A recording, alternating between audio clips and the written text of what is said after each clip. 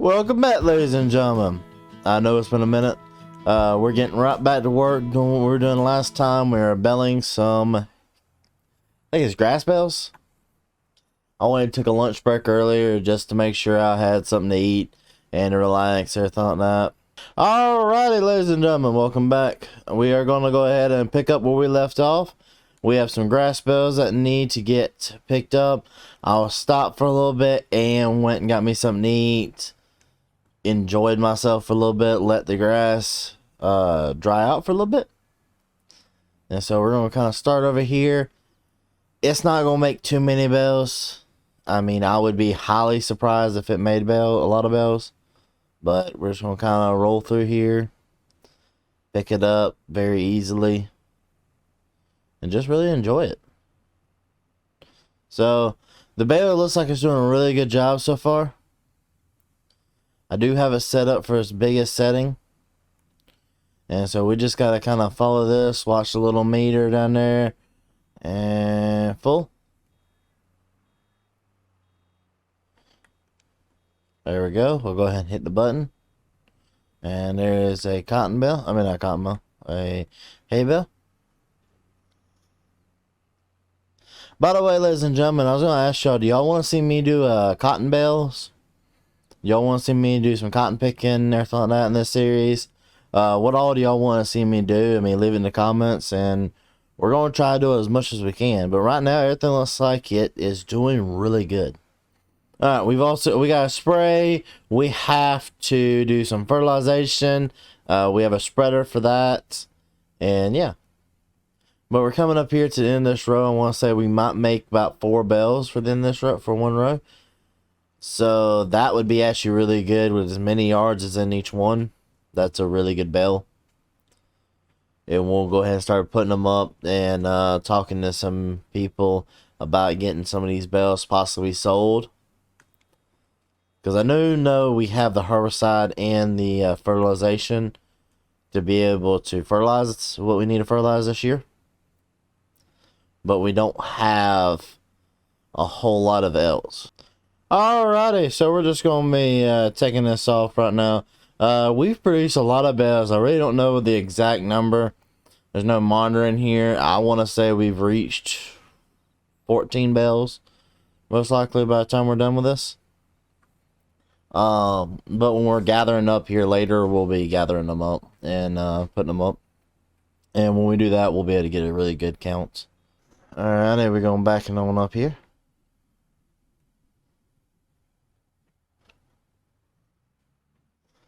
Alright, we're just going back and on up in. We'll kind of put this right here because we still got to start fertilizing. And if we're doing fertilizing, and we still got to do the other. So we're going to go ahead and drop that there. Pull this out here just so we're not in the middle of the way, anything. Shut it off. And she's done for right now. I got to get this sprayer right here. We'll use this tractor right here. So I gotta get in here. Turn her on real fast. Drive her out of the way. Come over here to the Case IH Magnum. Pull her out. There she goes. She started up. Now we can get her out. Put her right about here. And this is the tractor, by the way, we're going to be using for fertilizer, for the solid fertilizer. Should be the perfect fit for it. And now for getting here. Alright. Going back her on up. Attach. There she goes. Alright. She shouldn't hang up on anything. And she comes right out. There she goes. Now we just got to back her up here for a second. Alright, so we're just going to get inside of the Kubota here. We got to get to these right there. Let's see if we can get these 2 pallets at one time. Alrighty, so now we got the bell spikes hooked up. We're going to kind of just drive it onto the trailer here. Make sure we lift it up so we don't scratch the trailer. Kind of put this right here with the axis. Lower that down. Shut that off. Strap that down. And we're going to kind of get in the truck. Starter. Have her pick up the lift. With hydraulics. And she's good to go. She'll go out, we'll take her out to the field in a little bit.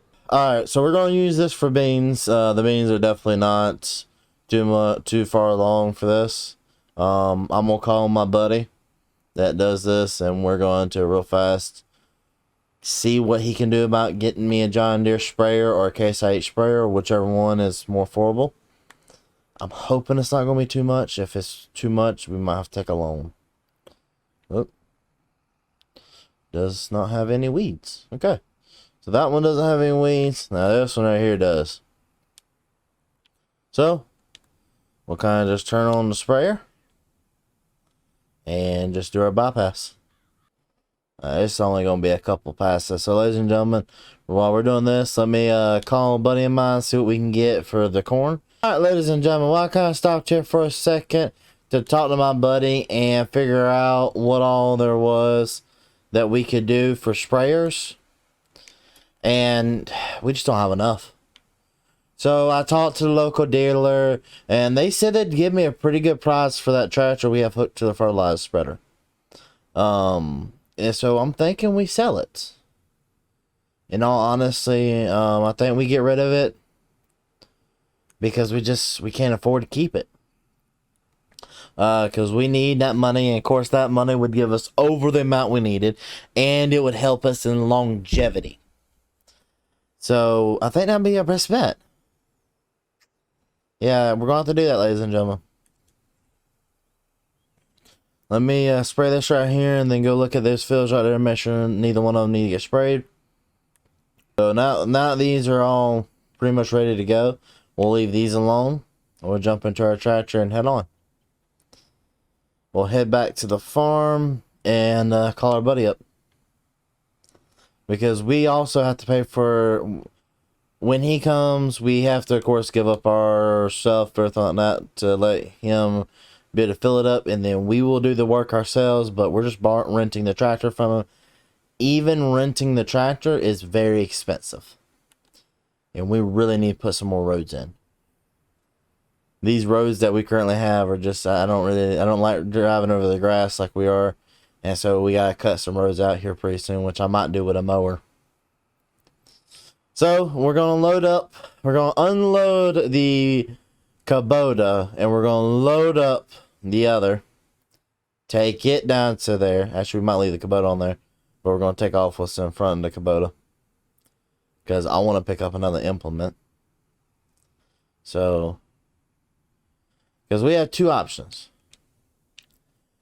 We can sell this right here. I want to sell for about $32,000. Or we can sell this right here for about $17,000. I like her, and plus we're gonna need her for running the auger, and it's more worth it to get rid of this one right here, because this right here is nowhere near as useful as these three right here, and we can get away with a lot more with that. All right, so before we do that. Run over here. I hate to see this tractor go, but sometimes that's all it takes is you have to have it. Sometimes you just gotta let stuff go. This was one of the incidents where we just gotta let them go. And so we'll sell it for $34,000, which is a lot more than what we would have got. So we'll go ahead and sell that. Alrighty, well, the Case IH sprayer just got here, and they want me to come out here and pick up the mower. So we'll go ahead and pick these up. Wish they'd quit parking them all the way over here, and they wouldn't just... I wish they'd just deliver them straight to my house, but they made me wait here. I also filled out the paperwork while the truck unloaded it. And so I have it for a total of 1 day. And I think this is around I think it's like $9,000 per extra day, which we're only keeping it 1 day. We don't need it more than 1 day. Which we have a bigger question at hand. Got our straps put on. Is I don't think she will actually...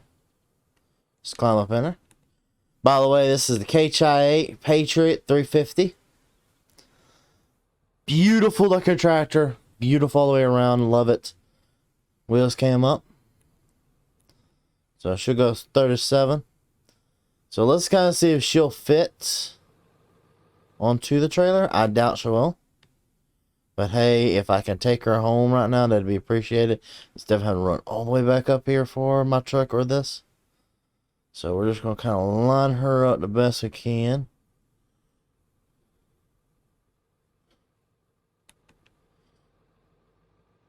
So I kind of don't think we can load her up. I don't think we can kind of load her up, ladies and gentlemen. She might be a little too wide. So, now that we know she's 100% too wide, we're just going to go ahead and take her back to the base. And we'll have one of the employees come back for my truck. Alright, so we're pumping the rest of it. We pumped in these containers. Now we're pumping the rest into this. Got it going down in here through the reservoir. Alright, she's done. We'll close the valves. Alright, so we jump back into the Patriot. Lift the thing up. Lift the lighter up. And then we go ahead and drive it on down here. Turn off the beacon. Hit unfold.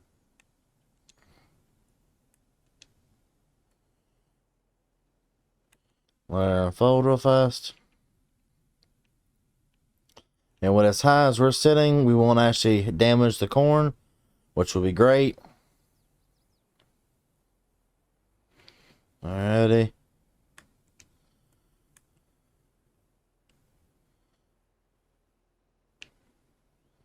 We'll go ahead and spread the legs out.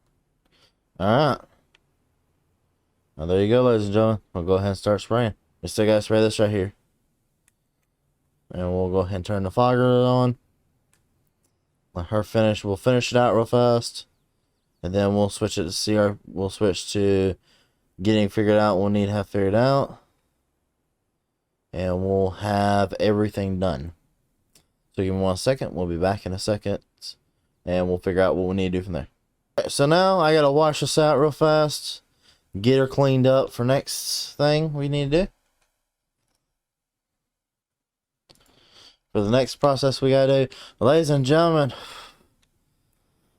it's happened again. We ran out of time today. So next time you'll see this sprayer spray the rest of the fields.